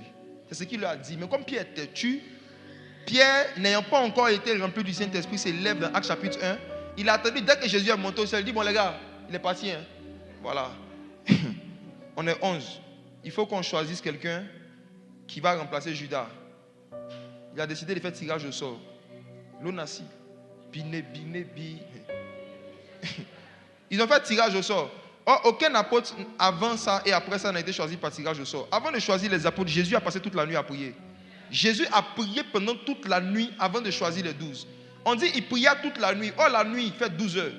Il a pris 1 heure pour prier pour choisir un apôtre. Et comment est-ce que Jésus, lui, pour choisir un apôtre, prie? Et toi, Pierre, tu fais bine. C'est pourquoi celui qui a été choisi par tirage au sort n'a plus jamais été cité ni mentionné jusqu'à la fin de la Bible. Parce que si ce sont des hommes qui t'ont choisi au hasard, tu vas disparaître dans le hasard. Matthias a été établi dans l'apostolat en absence du Saint-Esprit. Il fallait que les 2 dixièmes s'accomplissent. Suivez. Ils sont 11. Le Saint-Esprit descend. Les 2 pains. Le jour de la Pentecôte, il n'y avait pas seulement des Juifs qui habitaient en Israël. Il y avait des Juifs qui venaient d'Afrique, qui venaient de l'Arabie, de Perse. En fait, c'était toutes les nations qui étaient réunies. Les 2 corps, les 2 peuples qui formaient un étaient là. Le Saint-Esprit descend, il commence à les agiter. Je vais en parler tout à l'heure, de part et d'autre. Dieu avait prophétisé qu'il allait avoir des mouvements corporels le jour de la Pentecôte. Le fait qu'il dit agiter les pains, agiter les pains, agiter les pains, ça veut dire, le jour de la Pentecôte, là, il y aura des mouvements corporels. Maintenant, ces mouvements, il y a des messages. C'est ce qu'on appelle aujourd'hui les danses prophétiques. Ils sont 11. On voit qu'il y a 3 qui sont au devant de l'église, Pierre, Jacques et Jean. Souvenez-vous que c'était les 3 que Jésus a pris, qu'il a emmené à la montagne de la transfiguration. La plupart des choses spéciales que Jésus voulait faire, il les faisait avec les 3, Pierre, Jacques et Jean. Mais afin que l'écriture s'accomplisse, on décapite Jacques. Il reste 10. Jacques est mis en prison, il est tué. Après qu'on ait tué Jacques, la Bible dit que le roi prend aussi Pierre. Il le met en prison. Mais là, un ange descend pour dire non. Si vous tuez aussi Pierre, qui va faire les 2 dixièmes? Pierre et Jean devaient rester vivants et c'est eux qui ont formé la première église. Donc sur 12 apôtres, il y a 2 qui sont morts. Les 12 que Jésus avait choisis au départ, je veux dire, il y a 2 qui sont morts. Et il y a 2 que Dieu a mis en avant pour former le pain, pour former le corps. Maintenant, on nous précise que ce pain-là devait être formé avec un peu de levain, la loi de Moïse. Ça veut dire que les 2 là devaient prendre les versets de l'Ancien Testament et de la loi pour présenter Jésus. Et c'est ce qu'ils ont fait. Le fait de mettre le levain dans ce pain-là, c'est le fait de prendre des textes de la loi, comme je suis en train de faire. Je prends des éléments de l'Ancien Testament pour vous montrer Jésus dedans. Oui. Maintenant, la partie qui m'intéresse le plus, les danses poussées par l'Esprit. Le pain devait être agité de part et d'autre. Agité de part et d'autre. Agité de part et d'autre. Vous savez, ce n'est pas toutes les présences du Saint-Esprit et les présences de l'onction que le corps humain peut contenir. Si tu es en train de m'écouter, que tu es né de nouveau, et que tu dis en toi-même, moi je n'ai jamais senti l'onction, je ne suis jamais tombé sous l'onction, c'est parce que Dieu ne t'a pas encore choisi un jour pour être un pain qui va agiter, pour pouvoir donner un message à des gens. Un jour, ça va t'arriver. Il n'y a personne qui a reçu le Saint-Esprit, qui a vécu la Pentecôte et qui ne sera jamais agité un jour par l'onction. Maintenant, ces agitations-là ont différentes formes. Il y en a, quand l'onction tombe sur eux, ils tombent juste, ils crient, ils pleurent. Il y en a, quand l'onction tombe sur eux, leurs corps font des mouvements de part et d'autre, de la gauche vers la droite, et ça ressemble à une danse. Et c'est ce que nous appelons les danses prophétiques. Ça veut dire quoi? Le Saint-Esprit de Dieu peut faire tomber son onction sur quelqu'un, et la personne commence à avoir une forte envie de danser, avec ou sans musique. La personne peut avoir une envie de danser. Et pendant que la personne danse, sa danse ressemble à une agitation de part et d'autre. Tu as l'impression qu'elle est juste agitée. Mais pour quelqu'un à qui Dieu veut parler, quand la personne regarde cette agitation, dans cette agitation, il y a une révélation. Avec le don d'interprétation des langages, on peut interpréter aussi un langage corporel qui ressemble à une danse et en tirer un message de Dieu qui concerne spécifiquement la vie de quelqu'un. Et mes frères et sœurs, ce mouvement est revenu dans l'église. C'est pourquoi ces 5 dernières années, ces 6 dernières années, vous voyez de plus en plus dans certains programmes des personnes se lever parfois quand il y a certains mouvements de l'esprit et être agité de part et d'autres, mais parfois de façon très harmonieuse. On ne sait pas que c'est un message que Dieu est en train de donner à quelqu'un. Pourquoi? Parce qu'on ne cherche pas à interpréter. Mais l'heure vient, elle est déjà venue, où l'Esprit de Dieu va répandre le don d'interprétation. Et dorénavant, il y a des personnes parmi vous qui auront la faculté de regarder une personne agitée et d'en tirer un message. Les gens ne vont pas s'agiter juste parce qu'ils ont envie de s'agiter. Ils s'agitent parce que Dieu veut nous parler. Et on ne peut pas contrôler toutes les agitations que le Saint-Esprit orchestre, que le Saint-Esprit envoie dans un événement. On ne peut pas tout contrôler. On fait de notre mieux, mais on ne peut pas tout contrôler. Moi-même qui suis devant vous, j'ai toujours été quelqu'un de très digne. Je suis toujours assis comme ça, je ne bouge pas. Je dis, moi, et puis je me moquais dans mon cœur des gens qui tombaient. Quand je venais de recevoir le Saint-Esprit, j'ai dit, mais est-ce qu'on a besoin de tomber, hein? Est-ce qu'on a besoin de tomber pour montrer son amour pour Dieu? Mais il tombe pourquoi? Je ne le comprends pas. Et une voix me disait toujours, un jour tu vas comprendre. Dis avec moi, one day. Un jour, tu vas comprendre. J'étais là, je regardais les gens de haut. Tu peux être là comme ça, tu regardes les gens de haut. Quand les gens tombent sous l'onction, tu dis rien. Dans ton cœur, tu dis, ils ont encore recommencé ceux-là. Hein? Dis à ton voisin, ton toit arrive. Dis à ton voisin, ton toit arrive. On peut lutter avec le vent. On peut lutter avec ses envies, mais on ne peut pas lutter avec l'onction. Dieu n'a juste pas encore décidé, toi, d'utiliser ton corps comme un pain qu'on doit agiter. Le jour, il va le faire. Oh.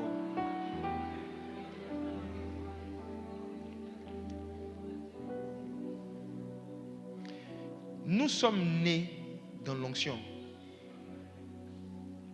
Le genre de prédication auquel nous on était exposés dans les débuts de notre marche avec l'Esprit, c'est un prédicateur, par exemple, qui vient un jour dans un programme, je me souviens, à Bobo, et puis il dit, Jésus dit qu'avec la foi, on peut déplacer une montagne. Il prend une chaise en plastique, il met devant nous, et puis il dit, qui a la foi ici? Nous tous on lève nos mains. Il dit que quelqu'un prenne sa foi pour faire bouger la chaise. On baisse nos mains. Il dit, est-ce que vous croyez qu'avec la foi, je peux rester à ma place et faire bouger la chaise? On ne parle pas, mais dans notre cœur, on dit c'est doyi. On ne croit pas en ça. Et il nous dit quelque chose de simple. Il dit, entre une chaise et un corps humain, qu'est-ce qui est plus lourd? Une chaise. Si l'onction peut faire déplacer un corps de 70 kg ou de 80 kg, indépendamment de sa volonté, c'est une chaise de 5 kg, on ne peut pas faire bouger. Et on a vu. Oui. On a vu. J'étais à Accra au Ghana. Un prophète a dit, l'onction est une force qui est comme le vent, qu'on peut envoyer dans une direction de façon volontaire. Si tu ne crois pas, essaie. Il y avait une boîte qui était posée quelque part. Il dit, regarde. Il dit, crois de tout ton cœur que la boîte peut tomber si tu veux. J'ai regardé la boîte, j'ai dit, boîte tombe. La boîte est tombée. J'ai dit, hey.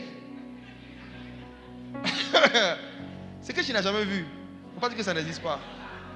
Si la puissance de Dieu peut faire tomber 80 kilos, ce n'est pas 1 kilo qui va tomber. Ce qui se passe, c'est quoi? C'est que quand on pense que l'onction du Saint-Esprit fait tomber les gens juste pour le spectacle ou juste pour le plaisir, c'est là maintenant que le mouvement de réveil peut se pervertir. Parce qu'il y a des gens qui prennent plaisir à prier pour les gens et à forcer pour que les gens tombent. Les impositions des mains où on déséquilibre les gens volontairement. Imposition des mains avec complice. Regardez. Mais vous venez s'il vous plaît. J'ai été dans une église un jour. Le prophète m'a dit, La gloire de Dieu est sur toi. La gloire de Dieu est sur toi. Tu vas recevoir une onction. Tu vas recevoir une onction. Il fait comme ça. Il prie, il prie, il prie, il prie. Je suis là. Je sentais vraiment la présence de Dieu. Maintenant, un moment, qu'est-ce qui se passe? Un moment, la main de Dieu peut agir, et puis un moment, la main de l'homme va vouloir agir. Donc, quand c'est comme ça, le mouvement de Dieu s'arrête. Dieu et l'esprit et la chair n'agissent pas en même temps. Si l'esprit est en train de toucher quelqu'un, que toi aussi tu le touches, Dieu arrête de le toucher. Il a mis sa main sur moi, et je sentais de son comportement qu'il attend que je tombe pour qu'il arrête de prier. C'est comme s'il mesure son exaucement à ma chute par terre. Tant que je ne suis pas tombé, Dieu ne l'a pas exaucé. Il fait comme ça. Je suis là. Maintenant, qu'est-ce qu'il fait? Il commence à me déséquilibrer. Il penche sa tête comme ça. Ils font ça, hein? Ils n'ont qu'à se fâcher. Ils sont sur Facebook. Fâchez-vous. Et puis changer. Ils font ça. Ils te déséquilibrent. Ils te déséquilibrent. Maintenant, j'ai senti qu'il était en train de me déséquilibrer. J'ai fait un art martial qu'on appelle le Viet Vo Dao. Quand on veut te faire tomber, tu mets ton pied droit comme ça par derrière. On ne peut jamais te faire tomber. J'ai mis mon pied comment? Il était là, il attendait. Jamais tombé. Maintenant, le complice vient derrière. Complice, viens. Pendant que le vieux père est en train de me déséquilibrer, le gars me tire. C'est là qu'il a vu que les deux, c'est des acteurs. Il faut s'asseoir. Qui a déjà vécu ça? Levez la main. Regardez comment on a beaucoup. Regardez comment on a beaucoup. Regardez comment on a beaucoup. Regardez comment on a beaucoup. Et ça que dehors là-bas, les mains sont allez. C'est ce genre de comportement que des prophètes, des pasteurs ont fait, qui ont fait que des gens ont fermé leur cœur à l'onction authentique. Qui ont fait que les gens ont commencé à critiquer l'onction. Ils ont commencé à se méfier de toutes les choses qu'on tombe là. Les gens sont devenus un peu sceptiques. C'est parce que parfois l'homme, la chair, quand il voit l'esprit faire, il ne veut pas laisser l'esprit faire. Il veut lui aussi faire pour qu'on dise qu'il est puissant. Si Dieu décide d'agiter quelqu'un, c'est qu'il y a un message à faire passer. Ce n'est pas juste pour blesser quelqu'un. Ce n'est pas pour humilier quelqu'un. C'est pour donner un message soit à la personne elle-même, soit à quelqu'un qui est en train de regarder. Moi, la première fois où ça m'est arrivé, il a pu me donner un message. Il me dit l'humilité précède la gloire. Parce que j'étais d'un côté, mais moi j'étais d'un côté, mais Tapette était d'un autre côté. Et puis on m'a ramassé. Quand il me suis réveillé là, ma maman était assise quelque part. Il dit que je me suis demandé qu'est-ce qu'il fait devant ici. Et puis il y avait une caméra sur moi comme ça. Depuis ce jour, j'ai commencé à venir dans la prison de Dieu avec beaucoup d'humilité. Avant, je ne me prosternais pas. Depuis ce jour, quand ça veut commencer, moi-même, il me couche en même temps. Quelqu'un qui a couché ne peut pas tomber. Je me prosterne devant l'agneau pour éviter des problèmes. Et voici, le Saint-Esprit veut inspirer des danses à des personnes pour pouvoir délivrer certaines personnes. Il y a un grand envoûtement qui est en train de se faire en Côte d'Ivoire et dans beaucoup de pays d'Afrique à travers des danses inspirées des démons. À travers la danse, on peut transférer à quelqu'un des désirs impurs. À travers la danse, on peut initier quelqu'un à des pratiques contre nature. Vous allez voir que la majorité des danses qui ont eu du succès en Côte d'Ivoire sont des danses qu'on fait avec le bas du corps. Après le bas-ventre. Tout ce qui vient après le bas-ventre là, ça c'est en danse. Vous allez rarement voir des concepts qui marchent où on danse, on met la main. C'est rare. Il y a une partie du corps là, tant que tu ne danses pas avec, ton son ne va pas marcher. La Bible dit qu'au temps de Jean, il y avait l'anniversaire d'un roi. Et la fille de Rodia se mit à danser. Pendant qu'elle était en train de danser, le roi a dit, demande-moi tout ce que tu veux, je vais te donner. Ça veut dire qu'à travers la danse, on peut arnaquer quelqu'un. À travers la danse, on peut te donner envie de faire certaines dépenses. Quelqu'un peut être animé par des démons. La personne danse, tu le regardes juste. Et puis quand tu finis, tu as envie de dépenser. Tu ne fais pas le lien entre ton envie de gaspiller ton argent et puis la danse que tu as regardée. Mais il y a un lien. Le roi a eu envie de donner la moitié de ses richesses quand il a regardé une fille en train de danser. C'est pourquoi en général, quand ils dansent, on vient jeter de l'argent sur eux. Travaillement.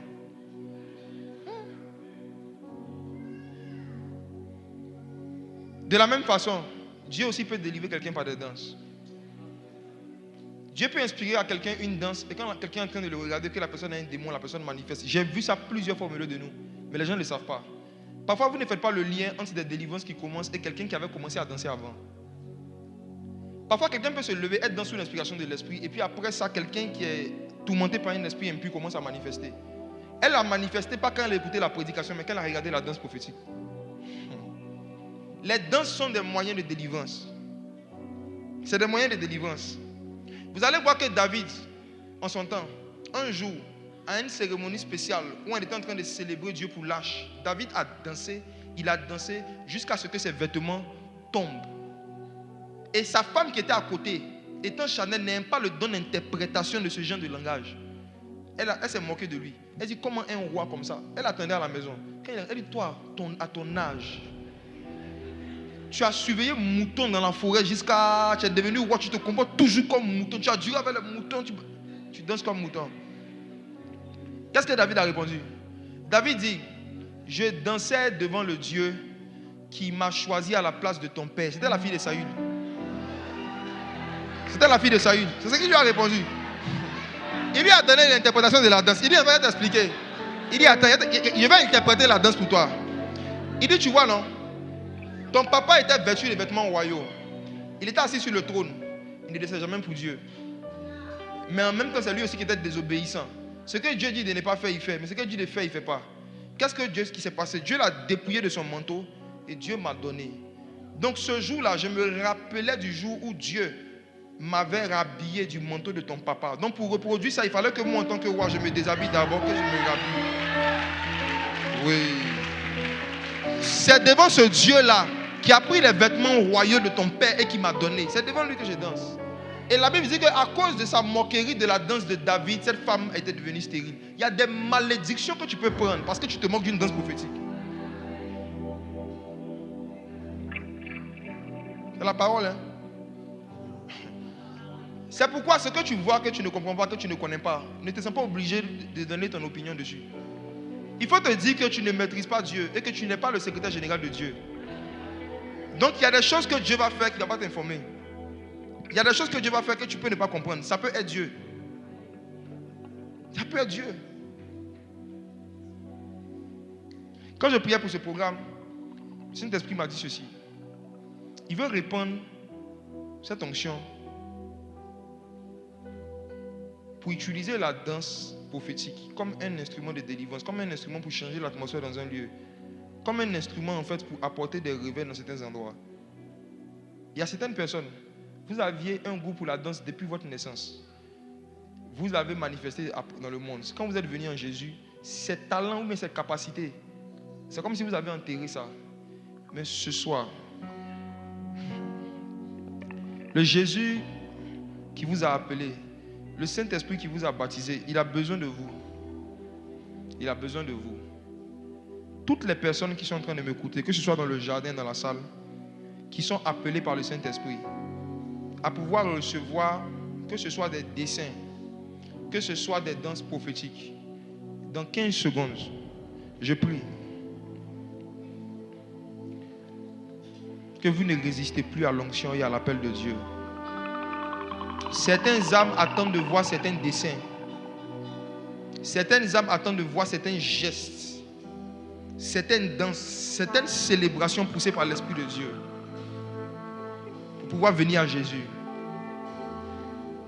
Il y a des anges dans la présence de Dieu qui dansent pour le roi jour et nuit, qui font des choses dans sa présence.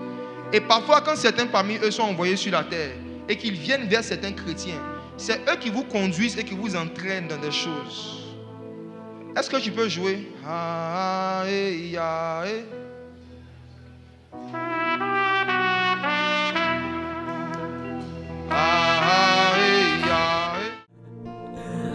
Moi je ne quitterai pas ce lieu sans t'avoir vu. Moïse t'a vu, Moïse t'a vu, Moïse t'a vu.